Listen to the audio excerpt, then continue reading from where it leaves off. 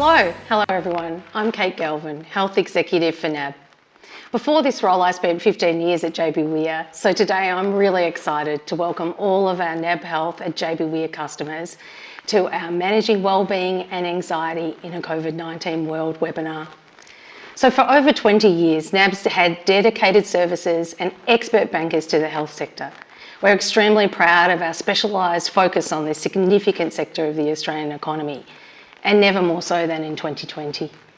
In the last 5 months alone, we've enabled card-not-present merchant payments for our overworked pharmacy customers, supported telehealth claiming via rapid changes to high caps, set up deferral and loan support packages for our practitioner customers in NAB Health and Medfin, and supported our aged care customers at the front line in COVID-19 outbreaks. Being a proud health banker has never been more meaningful to us. Now, we hear every day at the moment about the balance between economic outcomes and health outcomes. In our hearts, we all know that people are what make up economies, and we need healthy people for healthy economic outcomes. Health bankers have always realised the importance of the work that our clients do to create a healthier Australia.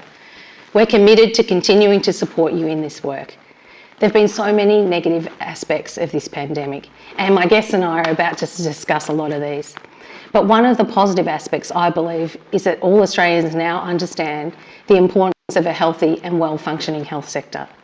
Thank you from all of us at NAB to all of our health customers for the leadership, fortitude, professionalism and care you've all shown in 2020. Now, normally in August, and I was just telling my guests beforehand, I fly around the country and I connect with all of our NAB Health, Medfin and High Caps customers face to face, often with a nice glass of wine in hand. Obviously this year that isn't possible, so instead I've really tried to put together a series of webinars today that I really hope provide insights and value.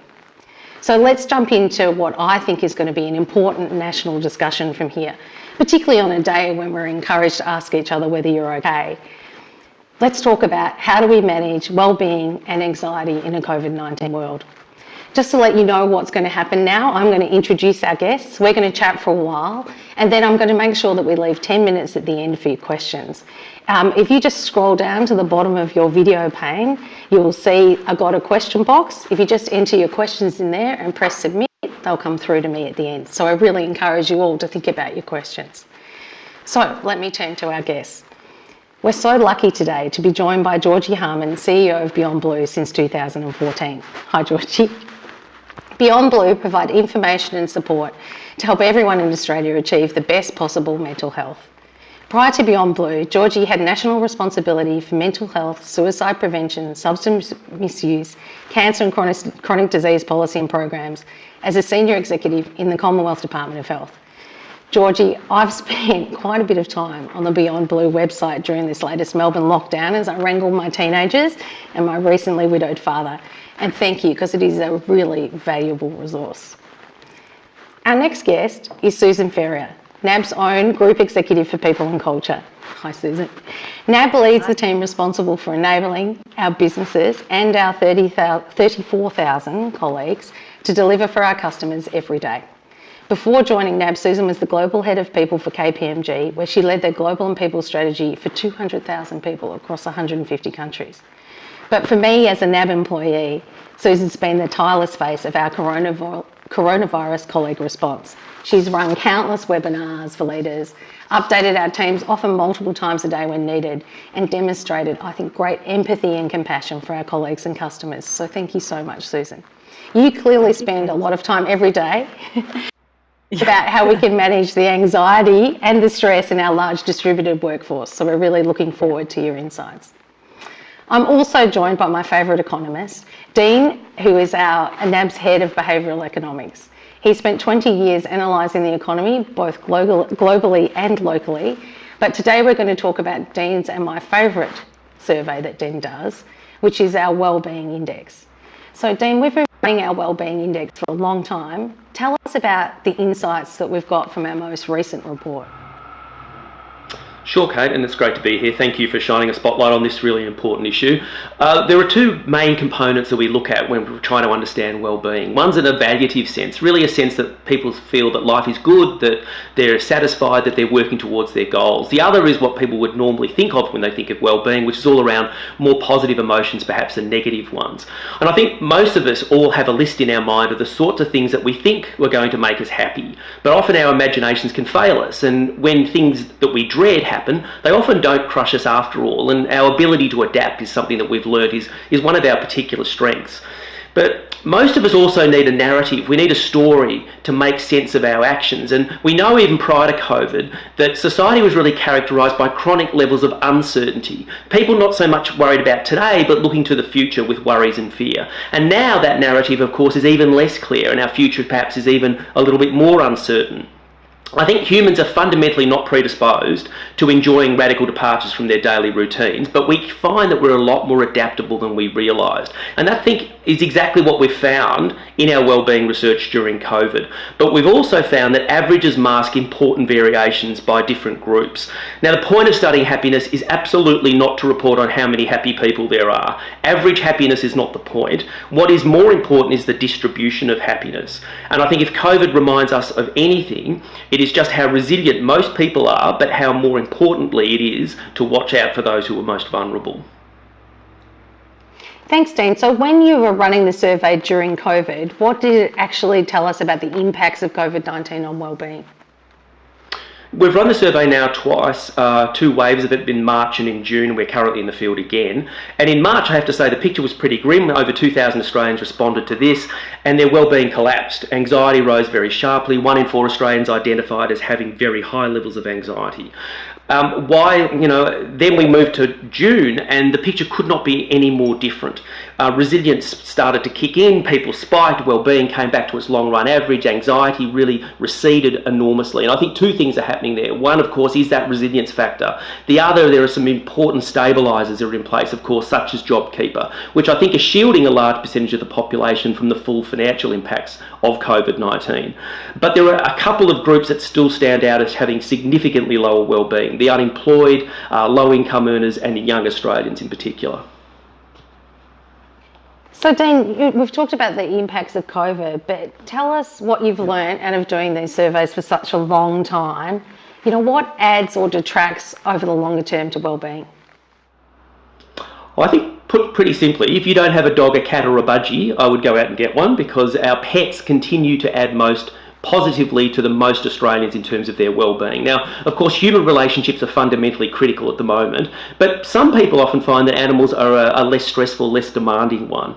They facilitate connections. Anyone who has walked a dog around the block will know they break down social barriers. Our relationships with pets have also changed over time. They've become part of the family. And if you look at what we used to call animals when I was growing up, Spot or Rex or Fido, now they're Bella or Lucy, and I have a Charlie roaming around my house at the moment.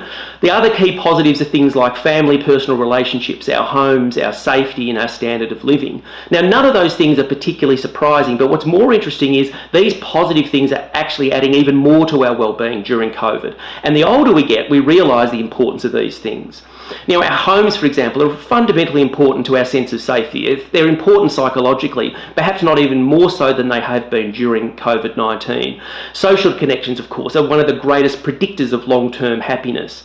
The detractions are also interesting. Number one is debt. Number two is abuse and victimisation, lack of time, substance abuse, and our mortgage. Now, debt has risen substantially in this country in recent years. Now our savings rate's going up again. But even today, 7 in 10 Australians still say that they believe that debt is more than manageable.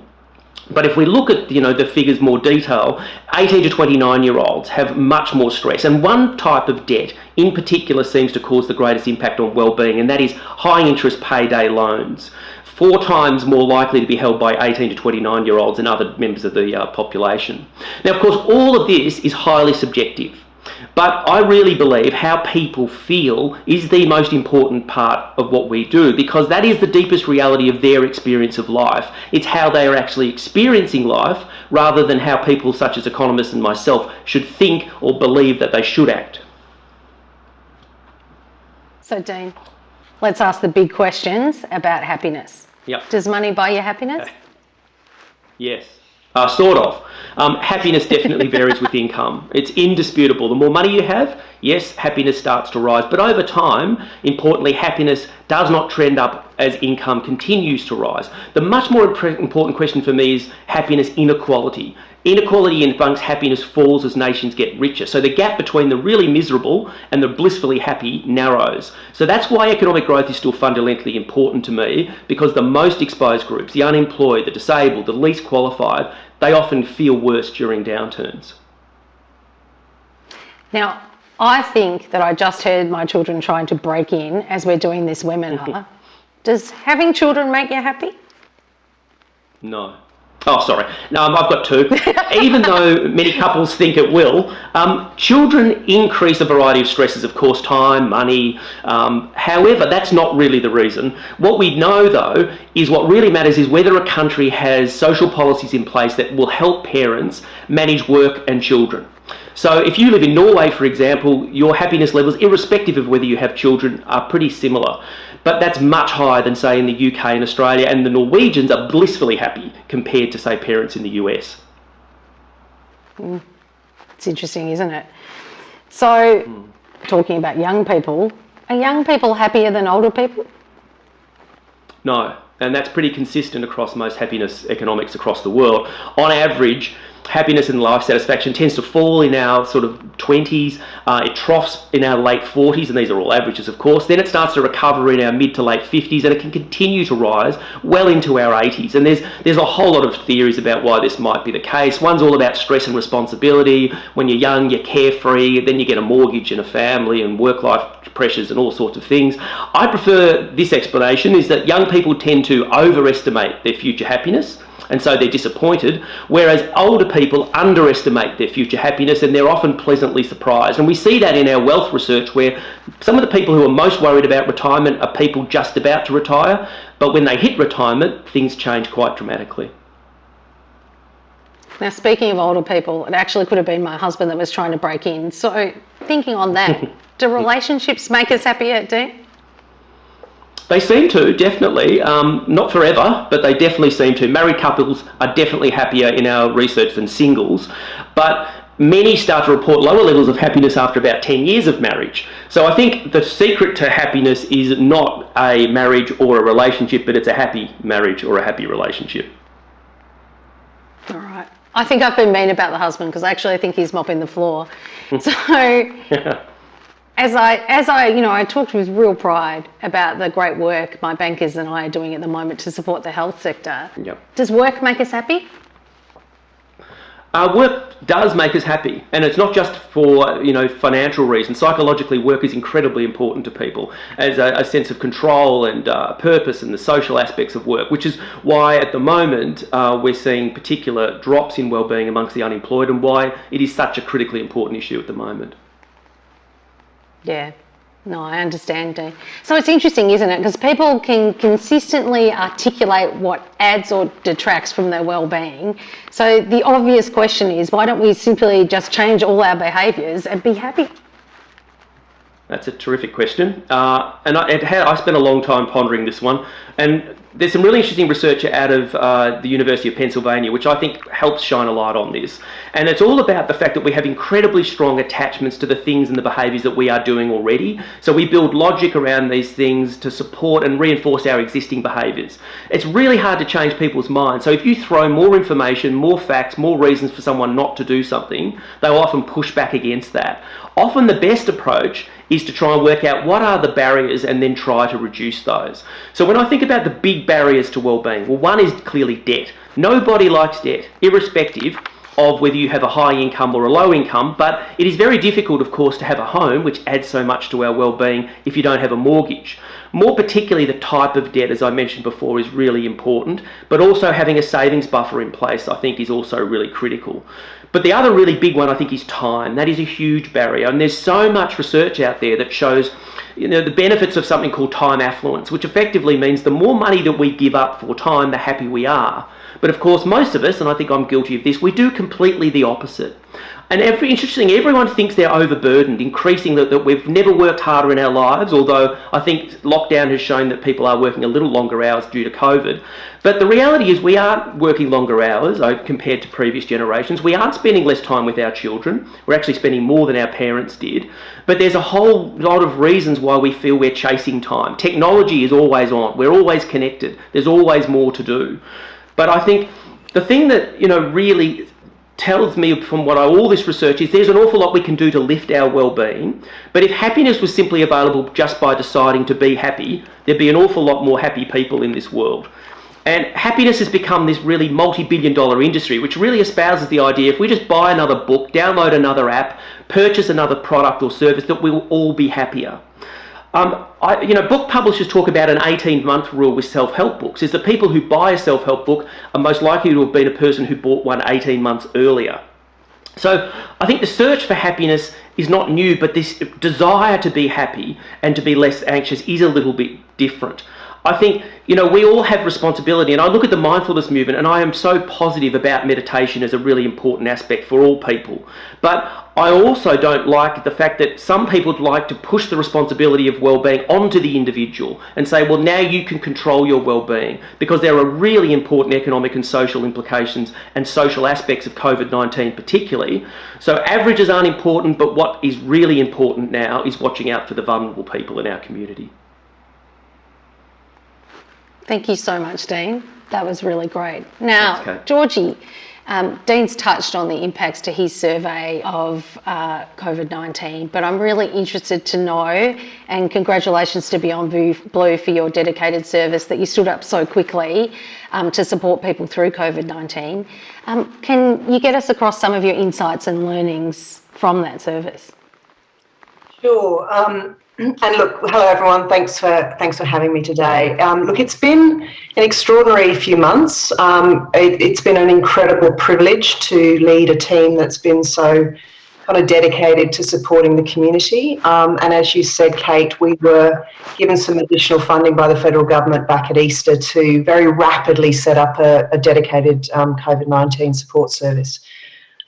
We have seen incredible demand, which I think is both a good and a bad thing. And I'll talk a little bit about that in a minute. But I just want to give you a picture of that demand. So calls to our support services from the period April to July this year were 68% higher than the same period last year. That's fallen away a little bit as the rest of the country opens up. I'm joining you from Melbourne. But it's still in August about 32% higher compared to August last year. That service has been set up for about 5 months.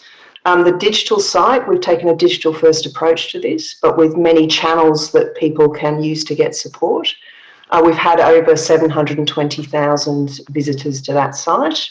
The most popular click-through, the most popular channel that people are reaching out to seek support is not actually our professional counsellors. It's our online peer support forums where you can go in a safe, moderated space to actually connect with people just like you who are, having similar experiences and actually support one another through that. And we've had about 1.6 million engagements on those forums since March this year. The pattern of contacts is changing. About 2/3 of all of our contacts at the moment are coming from Victoria, I think for obvious reasons. And we've seen about a 21% increase in contacts from Victoria to that digital site in particular. So that gives you a bit of a picture. What our general insights are is that record numbers of people are actually really experiencing psychological distress. The most common reason people contact us is for anxiety. And we're seeing also an increasing acuity to that level of psychological distress, which is obviously something that we're really concerned about.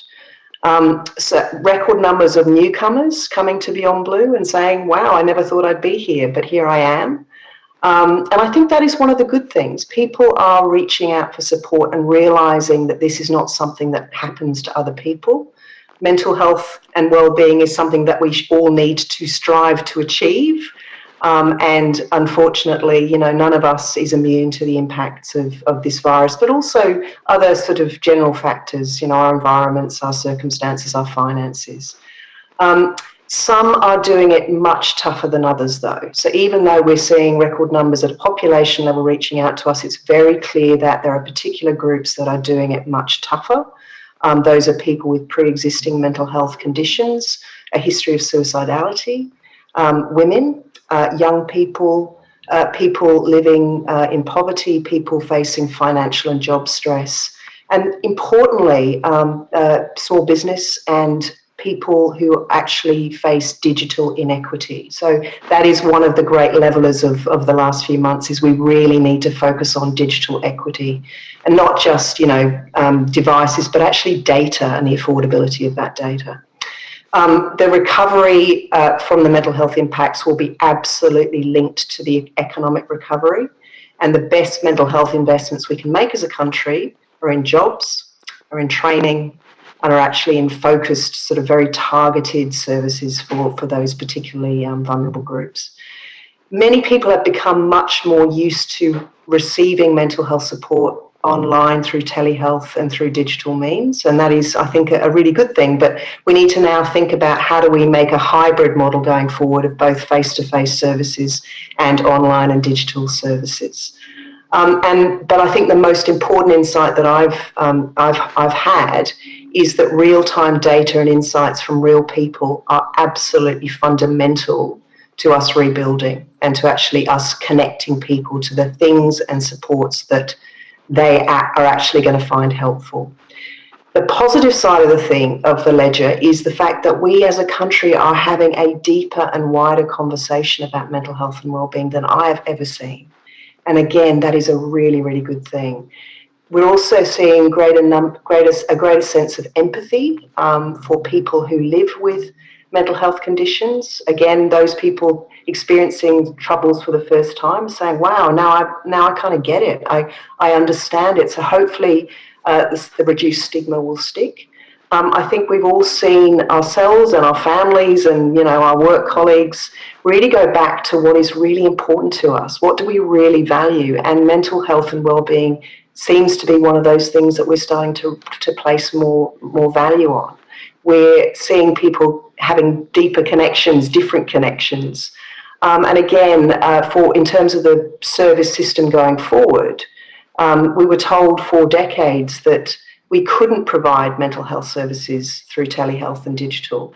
And we've been forced to. And you know, in 10 days, we had a national telehealth system. You know, that was a decade's worth of work, we were told. So there have been some really positive things that have come out of this as well. Thank you so much, Georgie. That was really insightful and in its own way inspiring, whilst also distressing when we think about how much anxiety there is out there. Now, Susan, I'm coming to you.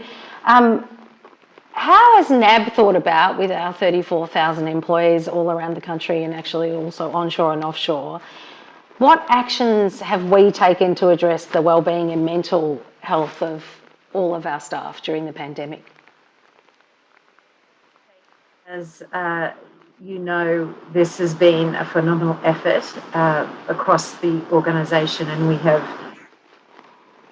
undertaken an enormous amount of work to really secure and ensure the physical and also mental well-being of our people. And right from the start, we put ourselves on a dual platform orientation towards having the right level of activity underway to support physical safety, but also ensuring that we brought the same attention and care to psychological safety. I was lucky enough to be nominated as the person who communicated, as you said in the intro, to our people right the way through this. And as you know, we've been really amping up the cadence of communication, but also ensuring that the tone of the communication has been intentional And so we've communicated right from the start, as you said, several times a day. We then went to once a day, then we went to 2 or 3 times a week, and whenever we've needed to, we've come back to once a day, sometimes twice a day. And in that communication, which goes to the whole organisation, we've been trying to get into the hands of our people everything they need to know in terms of the setup around physical safety and also the setup around psychological safety. So we have been communicating very clearly how our people can access our employee assistance program. We have a relationship with an external provider who has a large number of psychologists and counsellors who are available at the touch of a phone call to give support to anyone in our organisation. We also have a dedicated channel for our people leaders so that they can speak to psychologists and counsellors who are trained in leadership and can provide our people leaders with special support. And we've now opened up a third channel where we are saying to our customers that they are also able to access our employee assistance program. And so customers are now dialing into the psychologists and counsellors that are available in that support. So that's our EAP program. The second thing that we've been doing is in our training team, in the learning and development team, we've been mobilising all of our workshop material that would have been probably, most of which would have been deployed in in-person workshops. We've digitised all of that and we pivoted very quickly to being able to distribute that to all of our 40,000 people over our virtual platform, which is we've used Zoom, and we've run either dedicated webinars similar to this type of platform and or drop-in clinics. So we've initially what we did is just publicise that 3 times a day you can drop in at any point and learn about, for instance, how to lead a mentally fit team remotely. And so we communicated when those clinics would run, and we've refreshed the content in those clinics and in those webinars as we've gone through the last 6 months. For our colleagues that are in branches and are serving customers every day, we've paid special attention to ensuring that we've got first-class safety protocols, access to PPE equipment, sneeze screens, and we've been really careful to not just make the support that we've been developing support that feels like it's available just to those people who happen to be able to work from home. We've also been really conscious of the 6,000 to 7,000, sometimes 8,000 people who are out on the front line continuing to serve our customers on a daily basis and don't have the opportunity to work from home, unlike many of our other colleagues. What else have we done? We've done physical exercise support, so we've been running webinars about physical exercise, we've been running yoga clinics, we've been running short exercise classes, cooking and nutrition, we've got a dedicated supporting parents channel, meditation. Particularly in the last month, we've been really focused on supporting colleagues who've been having to work from home and also manage homeschooling, which I think we've seen a rising level of stress and distress around working parents who are having to manage that, and that's been something that we've put some special attention into and ensuring that we've got the right tools and resources supporting that sort of group. And then we've also running a webinar for family and friends to sort of help people work out how to navigate between in a world where you can't necessarily connect on a regular basis with your families who may be in other states or outside the 5-kilometre perimeter that's been established for Melbourne. We developed a how to work from home Guide to Thrive tool, which is a digital tool that helps all our colleagues stay safe at home and productive, and helps them make small adjustments to ensure that their physical and mental health is supported at home. We've also been helping our bankers deal with some particularly difficult situations that they've personally had to deal with. Some of our customers who are in extreme hardship. As Georgie identified, we've seen a rising level of significant serious issues that our bankers are having to deal with, where we've had bankers have to deal with customers who are on the verge of taking their own lives. And so we've had to put in place some really good, strong support to our bankers to help them deal with that, because that's been particularly stressful for many of our bankers. And we've also, today, clearly with today being Are You OK Day, we've got an internal campaign that is running for today, which supports the ideas that sit inside Are You OK? And we've really had to perhaps bring a new and more comprehensive attention to mental health, which just been really, as I think you identified, Kate, positive on the one hand, and that we've now potentially got a platform for dealing with mental health in a new and better way than how we've dealt with it before, and we will be more intentional and we'll be more, even more sophisticated as we go forward in understanding what motivates and drives our people and helps our people stay safe from a mental health perspective. And then the other thing we've had to do is really understand where we've got vulnerable colleagues who are not able to work from home for whatever reason. We have dialed up our communication on the support we've got available to support those of our colleagues who are impacted by domestic violence, and we've been able to ensure that those colleagues are able to be in the office, not necessarily potentially working from home. And then finally, we've implemented a raft of initiatives, as many of the listeners of this webinar would know, that are about supporting the financial wellbeing of our customers. So that's been, it's been huge. I feel like we've been moving a mountain every day over the last 6 months, and it's really probably, I think, also helped us bring to life our new vision, which is a very simple vision of we're here to serve our customers well and help our communities prosper. And I know that I've been holding that vision quite close to my heart as we've gone through what we've gone through over the course of this really life-changing experience. Thanks, Susan. And you're right, it's, and Georgie, you touched on this as well, that we've seen change and elevation of this conversation and tools and things put in place over such a short period of time that I think a lot of us that care about this topic might have thought would take decades or years to actually come to life. Everyone has actually touched on this, Susan, I've had my bankers running yoga classes for the children who are being educated at home.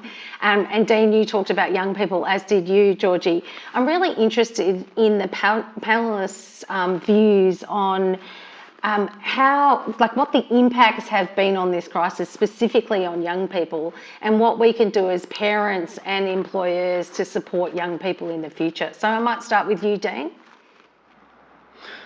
Yeah, it's a really tricky one. I think it's worth remembering that even prior to this virus, teenagers were living in probably the least turbulent time in history, yet the demand for mental health services were rising quite rapidly. And I know a lot of people have pointed towards technology, and there's no doubt technology's made genuine connections much more difficult.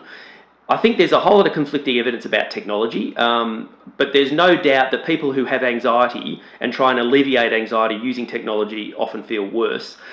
But now, of course, because of COVID, we've all had to gravitate towards technology. And we've allowed our children and ourselves to spend way more time on screens than historically we would have.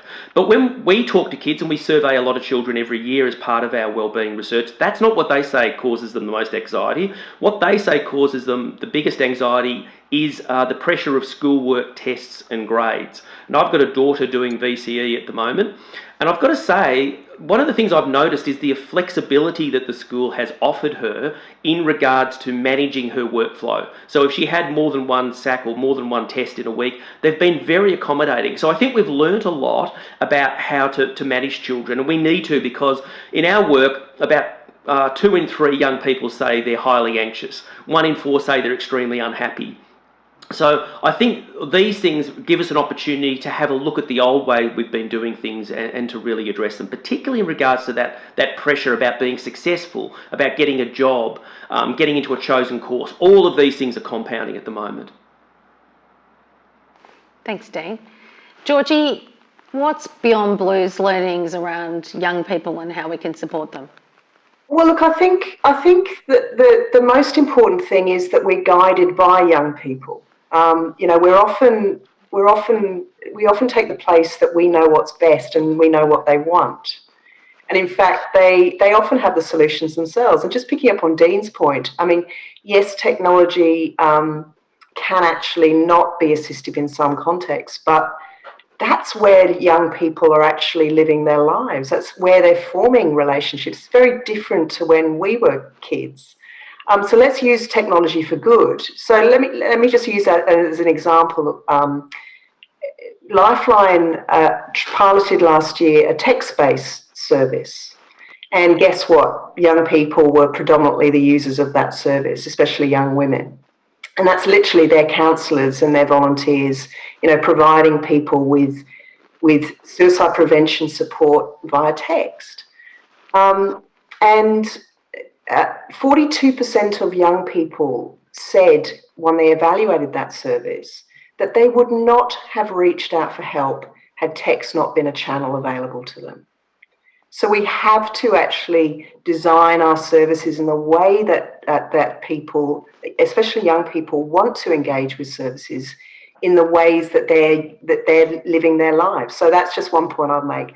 The bottom line for me is, and there's lots of really practical advice and tips, excuse me, for parents and anyone with a young person in their life on that coronavirus.beyondblue.org.au website. So I won't go into all of that because you can go and have a look at that after this if you're interested. But one of the most important things we can do for young people is to have really open and honest conversations about how we're feeling, about how they're feeling. Don't try and dismiss their fears or gloss over their worries, because it is an incredibly worrying time for them.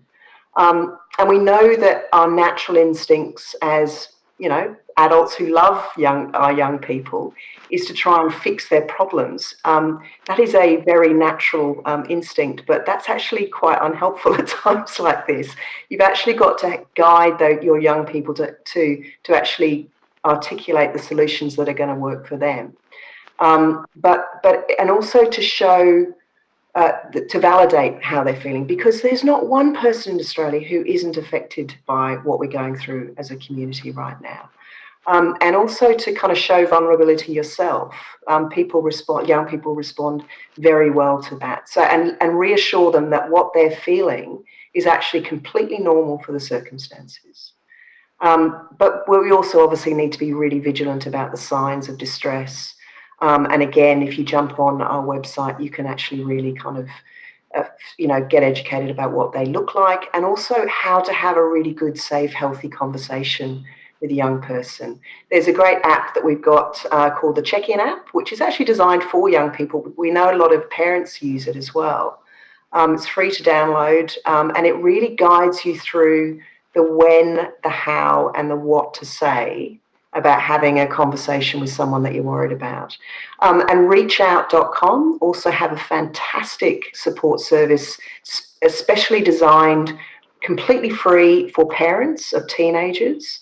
And that's one-on-one coaching to really help you strengthen your relationship with your teenager who might be having a hard time at the moment. So there's some tips, but we've got to be led by young people. We can't hide what's happening. We can't gloss over it. but we need to keep having, you know, good, open, honest conversations about how they're going. Thank you so much, Georgie. And it is, I cannot express how helpful the Beyond Blue website is, because I had some difficult conversations with my own teenagers and it was very helpful. So thank you for that. Susan, I'm interested, you know, when we think about young people, there's how we help them cope now, but there's also how we think about them as the employees of the future and what that landscape will look like for them. As a significant employer in this country, how are you and NAB thinking about the future of the employment prospects and what that's looking like for young Australians? Yes, well, I would really reiterate the observation that was just made by Georgie, which is that we need to be really listening and being guided by a younger generation, both in our homes but also in our workplaces. So I think one of the things that we're trying to shift our attention to in terms when we go to think about what does the future of work look like, we need to be, I think, almost starting with a blank sheet of paper and engaging with the people that work in our organisation that are aged between, let's say, 20 and 30. Because for me, that's the generation that's going to rapidly revolutionise the workplace in the next 3 to 5 to 10 years. And so I think one of the things that we're giving some thought to is how do we mobilise our interaction with that group of employees in our organisation. How do we have the right channels to be able to hear and listen and then co-design and co-create with that generation? What are the things that we need to do to be ready for what comes next in terms of workplace? And that runs across everything. It runs across, you know, what should our workplaces look like? Do we have workplaces? What are our work hours? What actually is work? All that we're beginning to give some thought to all of that at NAB, and I think it's going to need to be led very much by the young generation in our workplace, because I think we've got to really design deliberately for what that generation is going to need in the next 5 to 10 to 15 years. So that's something that I've been giving a lot of thought to. We actually had a kick-off workshop on this last week with a group of leaders, and one of the things that we realised in that workshop is that we didn't have enough of a younger generational voice in that discussion, but I think we may even flip it completely and have it led very much by, as I say, everyone and many people who are in the organisation are over 30. I think there's a source of wisdom there, and a source of leadership that is untapped and at the moment needs to be heard and unleashed. No, that's fantastic. Fantastic answer, Susan. I think you're right. Your themes of listening, understanding, both coming from all of the panellists, are a really good tip to everyone. So my final question from me before we call from other questions is, what tips, and Dean, you've touched on some of them, but what tips would the panellists give attendees themselves to help improve their wellbeing and that of their teams from here? So Dean, beyond getting a dog, what would you tell us to do? I think part of it certainly deals with uncertainty, Kate, and you know I've long been a big supporter of Yuval Noah Harari's theories on life, and you know he talks a lot about how the narrative about the future is so much more difficult now. So it's very hard to articulate what the world's going to look like, particularly now, even 12 months from now, let alone 10 years from now. So part of it has to deal with uncertainty.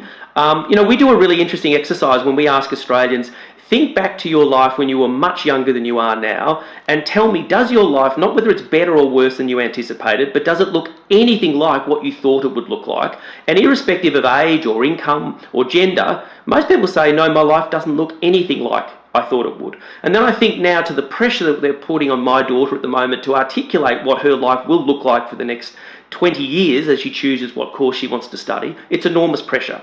The other thing that I think I've really learnt by talking to psychologists over the last 20 years and being a behavioural economist is how bad our intuitions are. So they're often quite wrong. So when we sit down and say to someone, what makes you happy? That's an incredibly difficult question. I actually think it's a much more easy, insightful question to say to people, what makes you unhappy?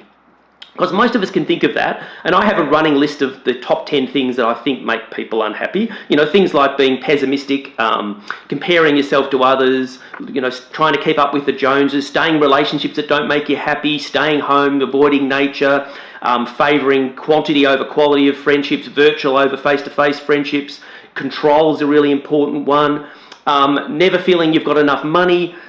Focusing on yourself and avoid helping others, and always choosing money over time, things like that. So I think we have to reframe the whole thing around what is happiness, around what doesn't make you happy. And I'm really going to plagiarise, and I'm trying to do a terrible disservice to the Dalai Lama's book, but when I read that, you know, he fundamentally says the purpose of life is to be happy, which is radically different to most of the books I've read on happiness, but he also basically says stop doing the things that make you unhappy.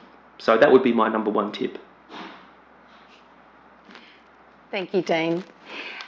Georgie, what would be your tips to those listening to the webinar to help improve their wellbeing? There are two things. The first thing is put yourself first. You know, we have this phrase about, you know, putting the oxygen mask on first. You're no good to anyone, whether that's your family, the team that you're leading, your work colleagues, unless you're okay yourself. So give yourself permission to feel whatever you're feeling.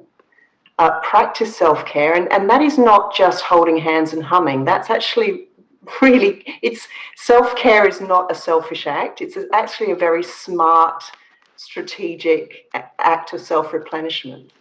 So, you know, and the basic ingredients of good mental health are getting enough sleep, eating as well as we can, getting as much exercise as we can, you know, relationships, good healthy relationships, and good healthy work if we're lucky enough to still have a job.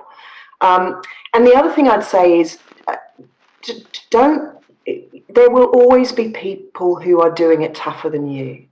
But if you are starting to feel things that you don't normally feel, if you're starting to struggle, if you're having difficulty sleeping, if you're drinking too much, if you're shouting at your partner and your kids, or you're just generally not feeling yourself, pick up the phone, jump online, reach out to a service like Beyond Blue. They are not for other people, they are for people like us. I have really struggled through lockdown.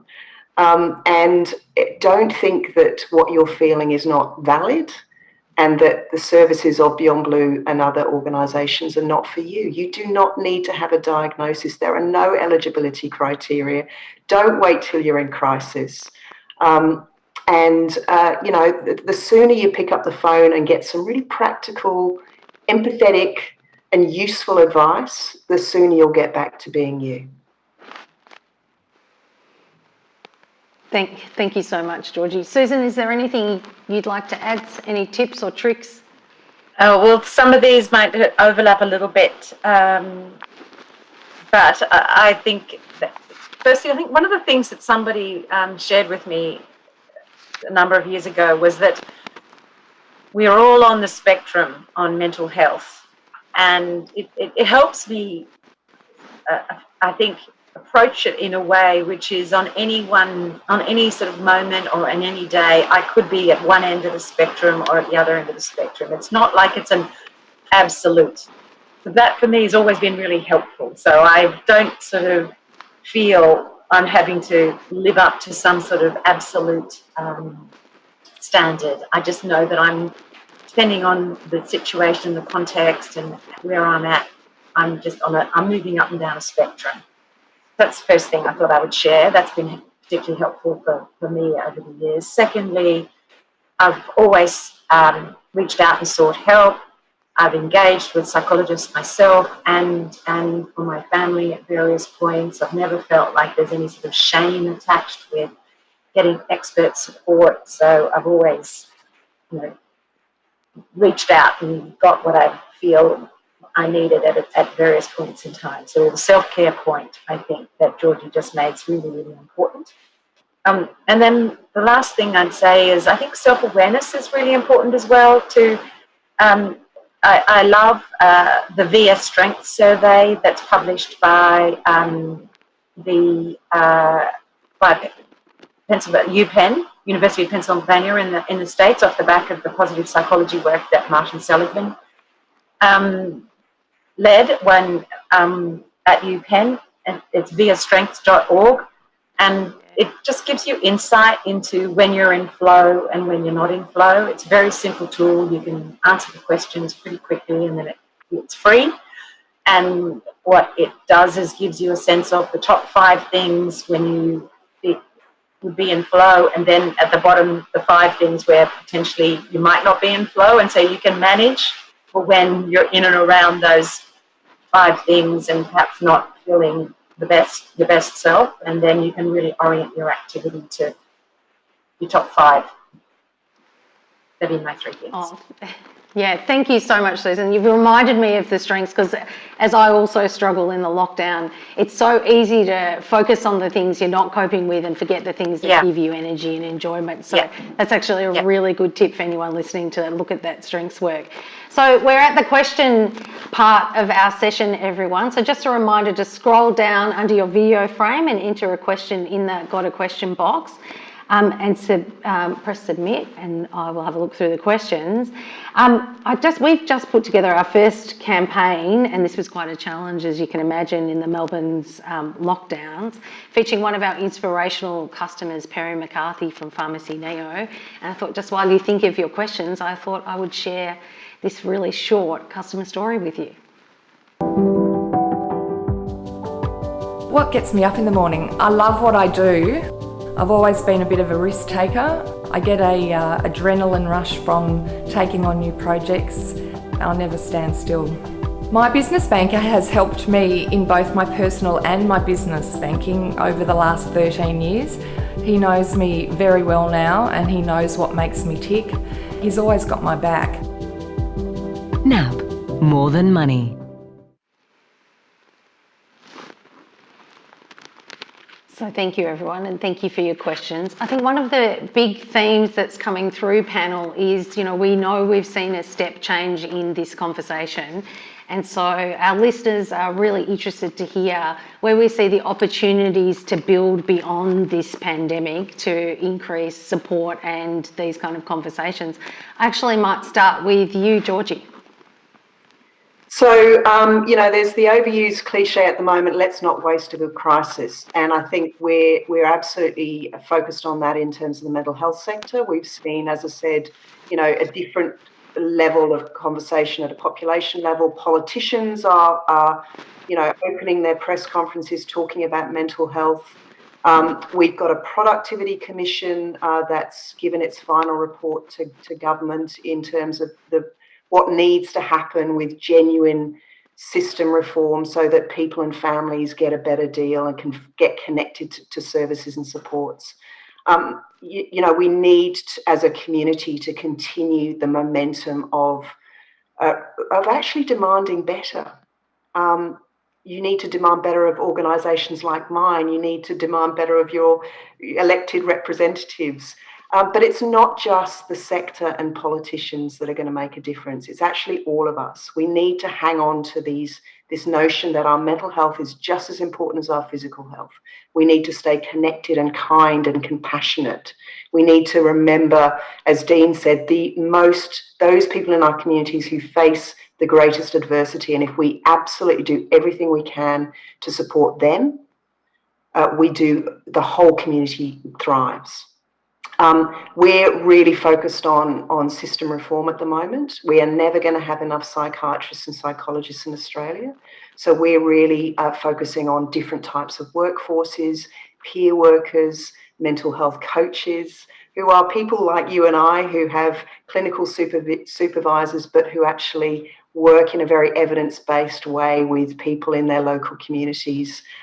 We need to innovate. We need to just really break down those traditional ways of thinking about who can provide a mental health service and who can't. We need to think about building up the capacity of our schools. We need to build up the capacity of our workplaces, because those are the places where most of us spend most time. And it's about, us thinking about this more broadly than the health system. It's about housing. It's about jobs. It's about, education, all of these things. So we're advocating along with many others for us to use this moment and use the things that we've learnt from this pandemic to actually redesign the system. I remain eternally optimistic about that. It's a big job, but, everybody can be assured that we're working our hardest to try and achieve that. Thank you, Georgie. That's actually really inspiring. Dean, have you got anything to add in how you think we might be able to build out and respond in the future?